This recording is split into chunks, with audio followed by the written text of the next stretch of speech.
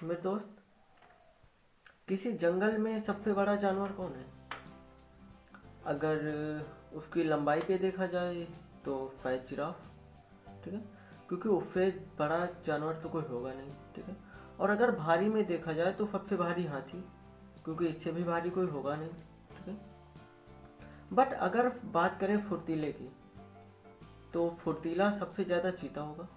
ठीक है, और अगर बात करें क्लेवर तो मुझे पता है मेरे दोस्त, जंगल में सबसे ज़्यादा क्लेवर लोमड़ी ही होगी, इससे ज़्यादा कोई नहीं होगा। बट इसके बाद भी इनमें से कोई राजा क्यों नहीं है? कभी आपने सोचा? इसका मतलब ये है ना कि ये सारी चीज़ें मैटर ही नहीं करती राजा बनने के लिए। ऊंचा, भारी, ये सारा कुछ मतलब मैटर ही नहीं करता राजा बनने के लिए। मैटर करता है नहीं ना। राजा कौन है? शेर। शेर राजा है ना, तो उसमें कुछ ऐसा तो होगा ना, उसमें कुछ ऐसा होगा जो बाकी इनमें नहीं है। ऐसा क्या है? कुछ तो है ना दोस्त।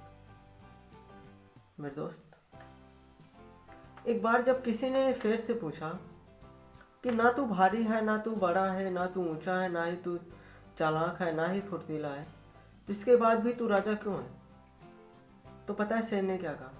कि मैं मानता हूँ कि मैं राजा हूँ, मैं मानता हूँ कि मैं राजा हूँ, इसलिए मैं राजा हूँ। मतलब शेर का बिलीफ सिस्टम देखो,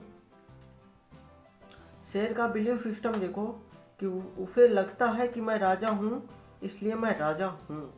इसीलिए मेरे दोस्त, जंगल में कभी चुनाव नहीं होता, लेकिन फिर भी राजा हमेशा शेर ही होता है। मेरे दोस्त, आप भी ढूंढिए सफल होने के लिए क्वालिटी क्या चाहिए।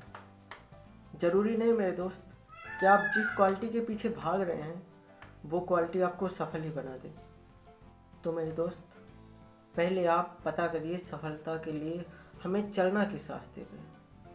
पहले पता करिए, आपको पता होना चाहिए कि अगर मुझे सफल बनना है तो मुझे किस रास्ते पे चलना होगा।